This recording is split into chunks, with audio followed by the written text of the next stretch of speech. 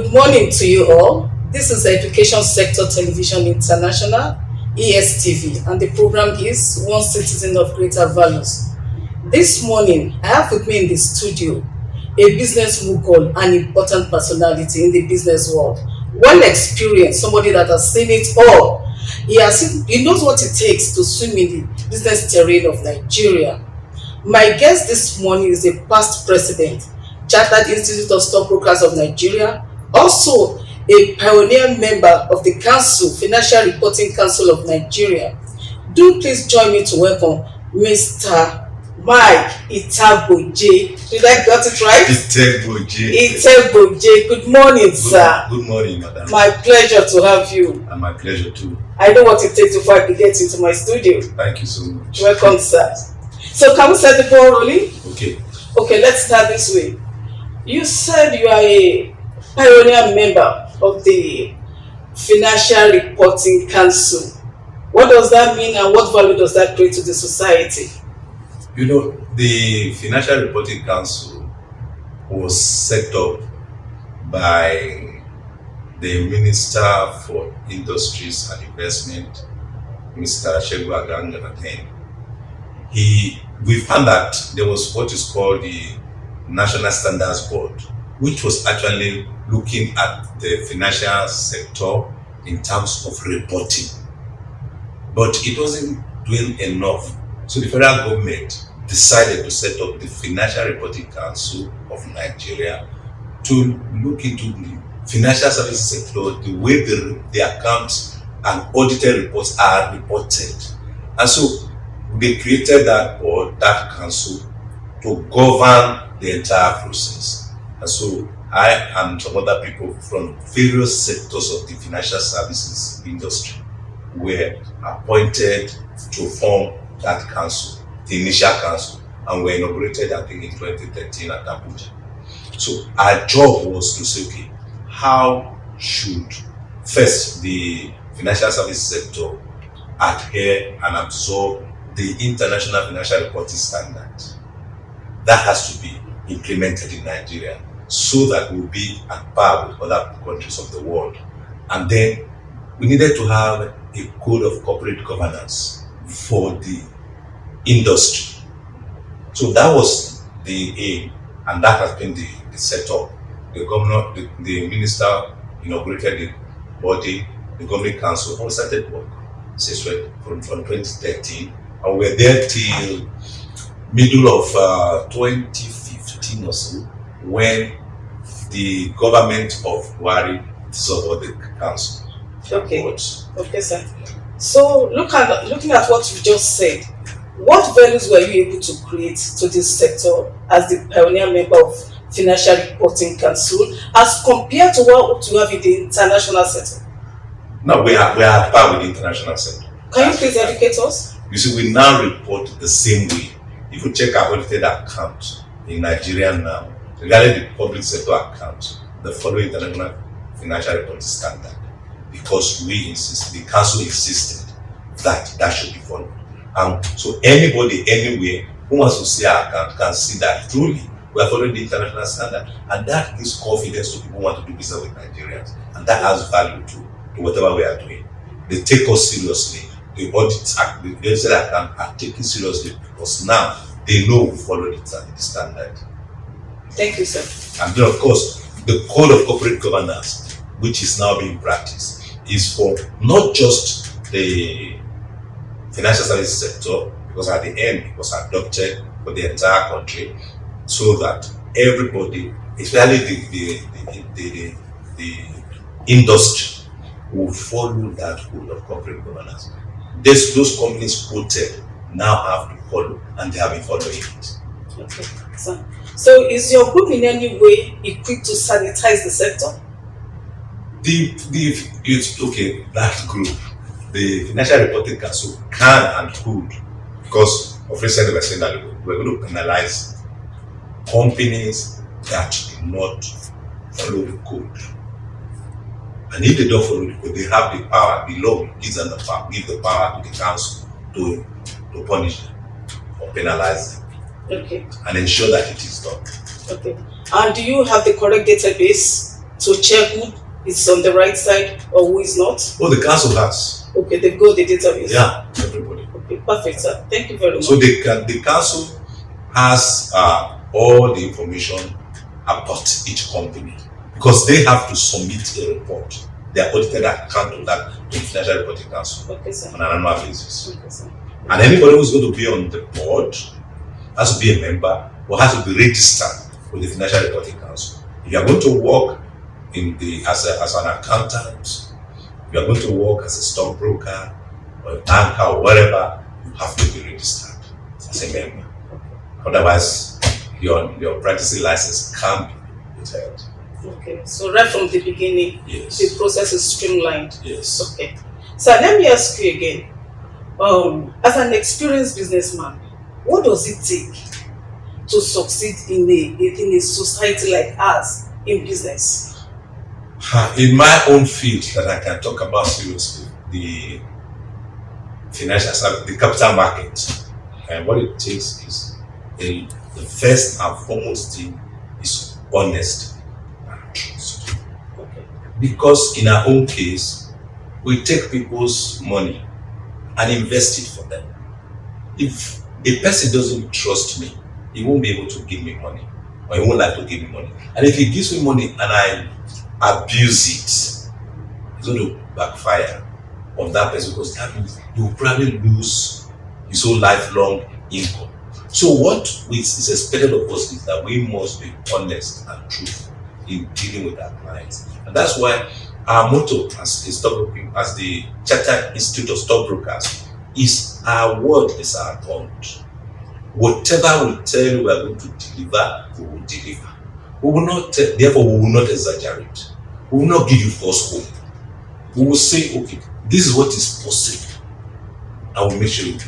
If we say, look, we are going to buy 10,000 naira of XYZ shares for you, it means that we must buy it and make sure we deliver it. Otherwise, people will look at the market negatively. They will not see us as trustworthy. So, what we have learned over the years is those who have been trusted have continued to survive. Those who have misplaced that trust or betrayed that trust have gone out of the market. Because soon they find out they have nobody to do business with them. So in that context, I believe that in our own situation in Nigeria, we need to be honest with people. Whether it's at governmental level or at local level, whatever level, we need to be honest with people. We should be truthful to them, tell them this is what is feasible and make sure it is. Not that we say, okay, one thing is possible and then we do the wrong thing. Once we do the wrong thing, we betray the trust. And I think it's something that is lacking in our country. Trust. Thank you, sir. If you are privileged to educate some undergraduates on business and empowerment under 5 minutes, what would you like to tell them? Oh, be creative and innovative. Okay. You see, there are better ways. There's always a better way of doing business. And that's what a businessman is after. If a businessman stays on one spot for long, before he knows it, even like he's been overtaken by different things. Technology is so vast and smart and fast. Is that if you are not ready to innovate, if you are not creative, you just be left behind. So for me, any young person, I will be happy to say, look, be innovative, be creative. Once you do that and you are honest, you work hard and work smart, you make it a business. But so many of these youths are highly creative, most of them, especially in the tech area. Yes. But they lack the fund, no financial support to project their dreams up. So what do you have to tell our bankers, the financial institutions, the agencies about finance or loans given to our younger ones to survive? Yeah, you see, you have to prove yourself faithful. Jesus Christ says something. He said, if somebody is faithful in a little way, or if it's trustworthy in little that is given to him, and he performs very well, then more will be given to him. And that's also my belief. That if I perform very well, I can now go to the bank or or not even just the bank. Sell the idea to somebody who has the finance, who can give you finance. A lot of the high tech companies I would say today, people like Google did not get all the money they needed. They got in people interested in them, and somebody gave them the very first seed money that they used because they saw the idea was good. If the idea is good, it is sellable to people and the bank. Unfortunately, in Nigeria, unless you are successful, they will give you money. That's the unfortunate thing. Unless you can see that you are successful, they see that you already have plenty of money in the bank. Then they can say, okay, take more money. But otherwise, no. So to help our young people, they should not look more towards the bank. They should look at, okay, how trustworthy I am. Can I sell my trust? Can somebody believe in me, believe in my idea, and then sell that same idea to somebody and say, this is what I am planning to do. Like we said, you can have money from your family members, you can have from friends who believe in you. Then when you have established, you can now go to the bank. Or if your company is becoming established, you go to the market. In which case you can do private placement. Smart tech companies go to private placements. And that's where they start from. Those who invest initially in that private placement, eventually when this company now goes to the public, they make real money from it. So young people should not just think of, okay, the bank. For me in Nigeria, the bank is no good for any young person. Otherwise, you are going to work all your life at the bank. And when you fail to pay, they take the money. But if you go through the process of, okay, let me get my friends and family, and then get private placement, get a few people who believe in the idea, they sell the idea and they see it that you worked, then they will buy into it. And then when it has successfully gone right and people see that there's something there, it's they who will ask you to bring it to the market. Okay. Thank you, sir. Let's come back to the education sector, because our TV station is basically focused on the education sector. Are you satisfied with the curriculum of our tertiary secondary institutions? No, I've never been. You've never been satisfied? Yeah. What's your opinion? For instance, I read agricultural economics. Okay. All the things I read, by the time I entered the real world, I didn't even have time to practice it. I didn't have the environment. First, I went to the government and said, okay, Ministry of Agriculture, let's see what we can do. You won't believe it, for the first 1 year, I was more or less frustrated. No job to do. Why? I was just there. I went to my boss and said, oh, please, what am I here for? Can you help me? He said, don't worry, you are at the headquarters. You just be doing whatever I have. So for 1 year, at the point, I became an embarrassment to him, because I was always asking him, what am I going to do? Until they will bring one file for me to treat. One file in a whole week or month. And then I now begged him one day, let me go to School of Agriculture and teach. He said, no, your colleagues, don't come to me again. Your colleagues are begging to be where you are, and you are telling me. So I said, okay. So number one, I wasn't prepared for that by my education. So that first year, what I did, I had a colleague who were in the same predicament. What we now did was, okay, to go and buy books. Okay. And we'll be reading in the office. For the first 1 year, but for that I would have. So by the second year, as though we have created a new School of Agriculture, I knew the principal, the man was going to head the school. I begged him to put my name, he put my name, and then I now had to go to my boss and pleaded with him. I said, please, if you don't want me to die, my name, I've submitted my name, please don't remove it. He reluctantly agreed. That's how I left and I went to teach in the School of Agriculture. After that, I moved to the World Bank project, and I moved in there. Again, even in the World Bank project, I was principal evaluation officer. As principal evaluation officer, I had to learn on the job. I have to be trained to do the job. Then I started asking myself, all the things I learned in the university, of what relevance? So I came to the conclusion that university degree is an open book. An open book for opening doors to other fields, any field. So it doesn't matter what degree I have come to believe, what degree you have. If you know where you want to be, you can work towards it. So when I got to that point, I started reading for marketing. I trained myself, did my marketing exam, I became a professional marketer. And then the second thing I did was, okay, if I'm going to work What do I do? I went into insurance. I studied insurance. From agriculture to marketing Into to insurance, While different I was, sectors entirely. yes, and finally, I entered stockbroking. Okay. I had to go and study stockbroking, took the exam, and passed from the stock exchange. Now, and I realized the marketing I did and the insurance I did prepared me for what I'm doing in this stockbroking profession. Okay. Because now, if you can sell insurance, number one, I understood marketing, what it is, and I know how to sell products. As if you could sell insurance, you could sell anything in the world, Okay. and that was what I did. So those are the steps I now to get myself out of the agricultural sector. So I now find more fulfillment in stockbroking. So that's why I say, yeah, I tell my young people, look, if you don't know what you are going to do, just go to the university and read any degree. And then when you have finished, come out. And before you come out, start asking yourself, what are you going to do?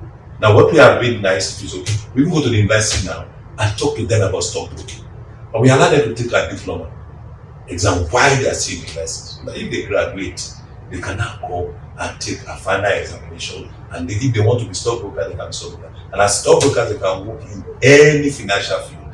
If at any area where there's where investment is required, our qualified brokers can work there. Because they are now trained in securities and investment advisors and dealers. So for me, we have to look at our curriculum to see how we can structure it in such a way that it will be worldly relevant. In such a way that if somebody decides, okay, in my first 3 years, I may read anything, but by the time I'm graduating, I should be giving direction of where I want to be. Fortunately, today, some universities have gone to people, they've gone to high tech. So from even in the UK school, some UK schools, even kindergarten are being taught coding. They are given tablets to use, even as 1 year, 2 years, 3 years, because they are now what in essence they are preparing for. Look, when you get to a point in your life you think coding is good for you, you can start coding and doing all this you want to do while you are still taking your training. It's good to have education, it's good to have a degree, but that should be now structured in such a way that whoever has a degree should be able to find a niche in the society where he can become more valuable. So how can we change this culture and make our education a more rewarding journey, at least from the secondary school level to the tertiary institution, so that all these journeys of several years will not be wasted? What can we do? I'm sorry, I don't know what we can do other than, see, for me, again, I see we have not bothered to change the educational curriculum, especially at the lower level, from reading, writing, and arithmetic. Reading, writing, and arithmetic.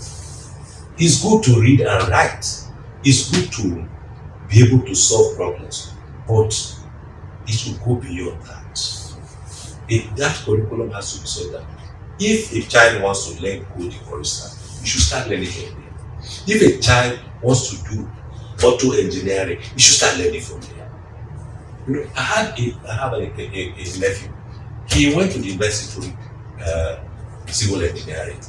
All that time of ASU strike, he just took upon himself to go to automedic and train himself on auto mechanics. And by the time he got certified on real life practice and all that training, he almost didn't want to finish university education.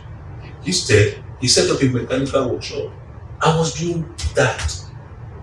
By the time he was going for youth service, during his youth service, all the money he was paid by the government for youth service, he did not use one kobo for himself. He used it to give scholarship to children in his class who to teach them maths. Anyone that scores very well in maths, he will give the scholarship. So now after youth corps, he did not seek for employment. He's working for himself. But he's a civil engineer. But that wasn't what he wanted. He wanted to go to medical, and he's doing it effortlessly. There were also some boys I know in that same union. They got to second year in their engineering courses. They decided to enter coding and all that. And they set up today. In fact, they didn't finish. They set up a smart tech company and they made millions of dollars. So you can't tell them to go and finish unless they choose in future too. But they are making it, and they have found their relevance. Education must be for me to find my relevance in society. And once I do it, if I don't want to read, I can go and I can pay anybody to teach me, right? I know a lot of Nigerian women who did that. I mean, Bill Gates, even though he left, he went back and finished his MBA. So my own is, what is the relevance of our education to society and to the individual? We have this university researchers. What is this research doing for our industry? How do we, I mean, what is their papers are saying? How does it dovetail to make industries better? Where is the nexus between education and the industry or the public sector?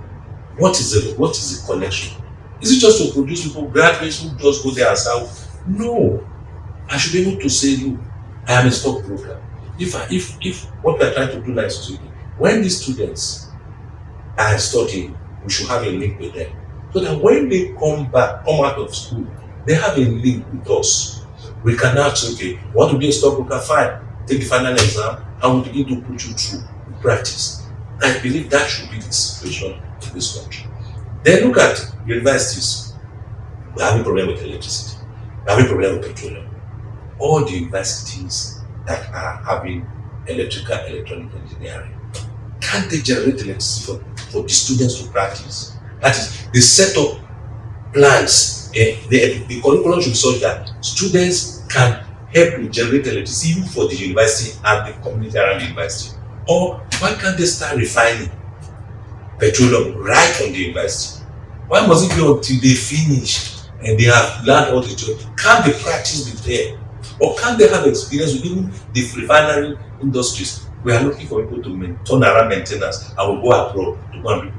Whereas we're having universities that are teaching petroleum engineering. Why can't they be the ones training students to do turnaround maintenance? For me, that is the kind of education I think would be relevant to our country. Otherwise, we just be producing people. They now get this. When they get out, they start learning the job, or they send them abroad to go and learn. And that's why when our Nigerian students go abroad, they excel because they can see hands-on experience and all that. When we have our doctors, they excel abroad, not because of anything, but because at that time they are not able to practice what they learned theoretically. Our universities and the educational system is such that people learn by rote. And we should try to move away from that. We should be able to say, yes, understand this thing properly so that when you go out, you can effectively utilize it. You should be able to link up, okay, all your theories with practice. All your theories with practice. I was in the University of Agriculture, and some people never saw any tuber of yam in their life until they came to the university. And then, what is now? How do we change from subsistence farming to modern farming, large-scale farming? The universities haven't provided the answer. Instead, I still see people using hoe and cutlass in the farm to this day. Should that be in 21st century Nigeria, where we have almost every university having a faculty of agriculture? How do we translate it to bring more food? The universities in America, when they were giving land, what they call the land grant universities, they were for agriculture and mechanical engineering, and the two were to work together. Agriculture will use the mechanical equipment produced by the engineering people, and then government gave land for each university to say, okay, let the students practice, and when they learn it, let them also extend the knowledge to the farmer. That's why you have agriculture extension. They extend the knowledge they have learned from the farm while they are from the university to the farmers. And of course, what has happened? Instead of having everybody a farmer in America, 9% provide all the food and everything that America eats and exports. But almost here, agriculture is still very subsistence, and we are still depending on 30 or 40%. You know? So for me, it is the fact that we have missed it at the university level or at the criminal level to teach people what to do practically. Sir, okay. If you are privileged or if you got the appointment as the Minister for Education in Nigeria, What are the first five priorities you will put in place? I should change the curriculum, number one. Okay. Number two, our teachers should be well trained. They should Okay. be well trained. Again, see, this is another issue.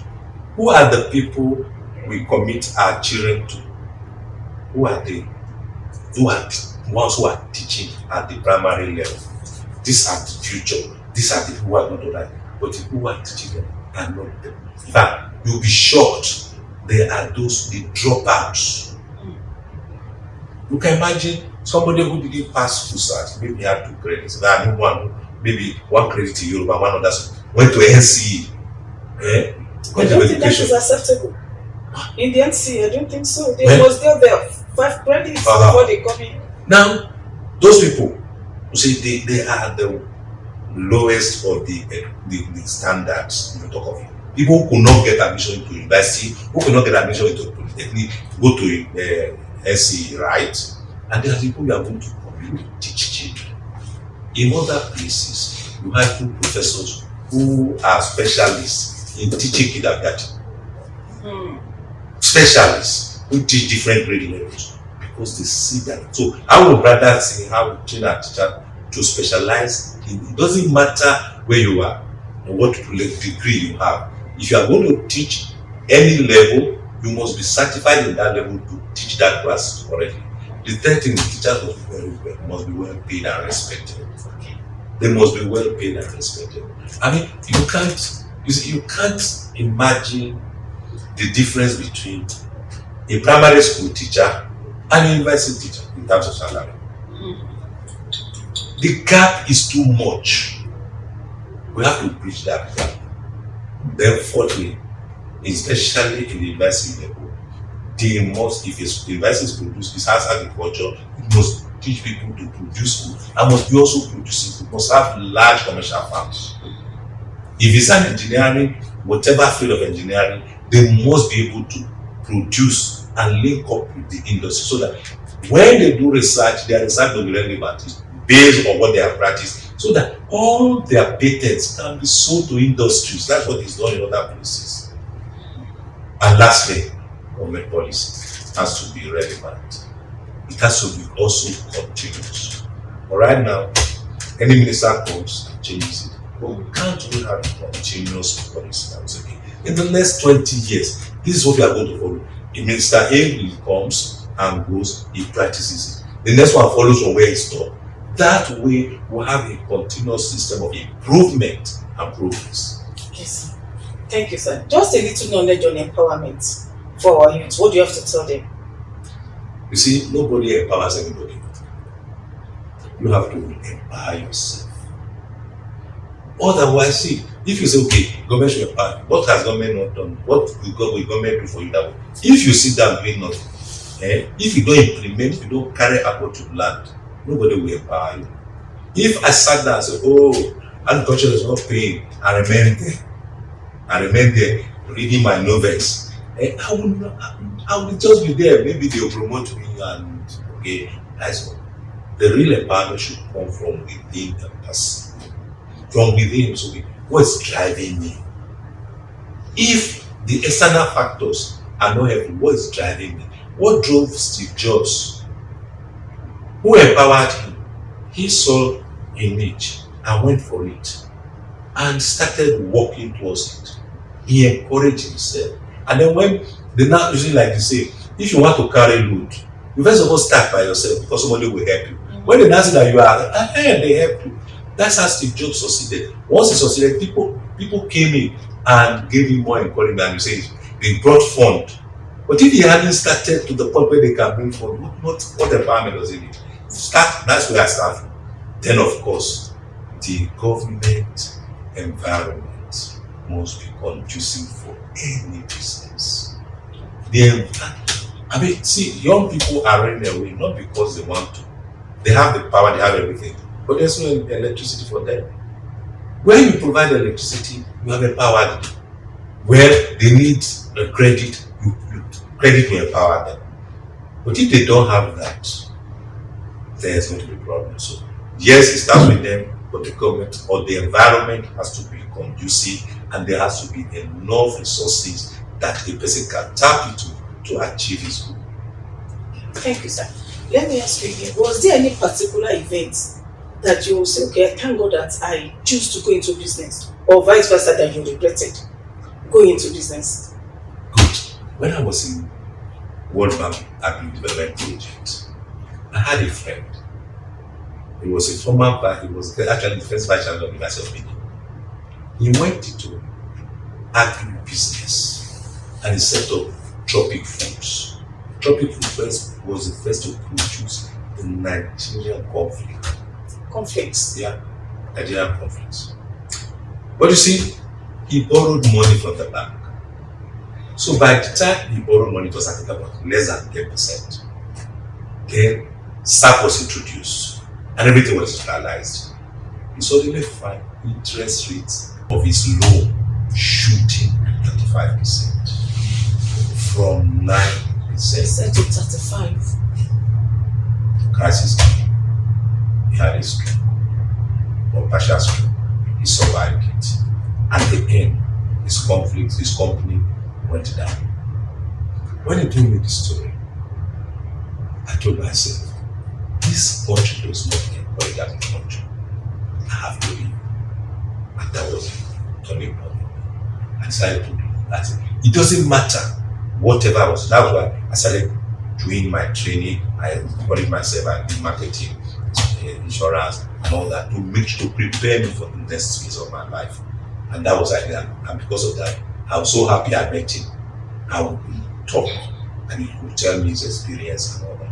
You know, eventually, he had to go back to the university to lecture before he died. That was quite painful. Very, very, very. So I think I did as well. That's why I say I need to empower myself first. I have to encourage myself. I say, God, lead me in the right direction. I want to leave this place, but I don't want to leave empty-handed. I want to be prepared for the next phase of my life, and I did. God help me. Okay. So that was quite painful. Yeah. Okay. Any good news for you staying in business and for your success story? Oh, for my success story, Yes. I came into the market at a point where even the market itself was not fully developed. Okay. But by the time I came in, there was this move to transform the market, to make it of international standard. And that led to the first move. And that showed me that yes, there's future in this business. And I was excited. And then something that the market did for me personally is that I am helping people to build wealth. So somebody is working, like we are working now, and then you want to secure your future. You want to say, okay, if anything happens to me, where will I fall back to? So I see myself helping people to rebuild their future, to rebuild their finances. And what gives me joy is when a person says, Mike, thank you. That thing you did for me has paid off. I got a friend who we helped to develop his business while he was working, and eventually he built, from the investment, he built a hotel of international standard. He was so excited. He said, I should come and on the board. Those are the kinds of things that I enjoy in doing in this business. So it gives me great joy today that I'm in this field because I help people build their wealth. You know? I do. Yes, sir. A parting message for our youth. Yeah. The first thing I realize is that God is the one who gives power to make wealth. That people don't understand that God is the creator of the universe. God is our creator. God created us to be co-creators with Him. Therefore, I must start with Him. I must have a relationship with God. And that opportunity I met with Christ at an age in my life that transformed me. And that Father, Jesus Christ is my Lord, helps me so that I can, whatever I'm going to do, I'm going to run it through Him. I'm going to seek His guidance and His help. And I've found that at every step of the way, He has been there for me. He has helped me in my high points and my low points. When I was going to get married, He was there for me. When I decided to quit my ministry work and government work to go into private sector, he was the one who gave me instructions. I was wondering, what am I going to read? What am I going to do if I leave? I didn't just stop working on my own until I came to Lagos. I was in my brother-in-law's place. I saw this magazine and I was flipping through and it talked about stockbroking and everything, the requirements. And God said, that is what. And that's how I entered that. So I need God. Every youth, every person needs God. And that relationship is deeper than any other relationship. So for me, it has been my backbone. I trust God every day and He leads my every step I take and has helped me. So I'm not afraid to face an uncertain future because I have it. That's why people will say, you are living certainty for uncertainty. I said, it doesn't matter. They told my wife, why are you following this man? He has no job, he's leaving job and he's going to do, so he's going to train. But because God was on my side, I could take that step. So we must be ready to take each step God wants to take. And that's where I am. It doesn't matter the qualification the person has. With God, that qualification will be the best use to it. And also, even when we feel unqualified, God doesn't look for qualified people. He's looking for people He can qualify. God wants to qualify me to be better than I ever was. And that is my goal. To have Him to always lead me every step of the way. When things are tough, I say, what next? And He gives me an answer. So for anybody out there, whether even in education, the same thing. So people, God, what do you want me to go and read? So say, JAMB gave me a different course. Fine. Are you sure that's not what God really wants to do? Because you may think what you want is this, but somehow God, who knows the future, says, no, take it this way. Even though I read agricultural economics, I was happy I read it because it is still relevant to me. I still talk with some university people who are my friends about agriculture. We talk about the business side of agriculture. I even did a paper to this guy who is now the AFDB president. Addition. When he was Minister of Agriculture, I was president, we had a seminar and I spoke at that seminar. Look, this is the way I think the agricultural sector should go.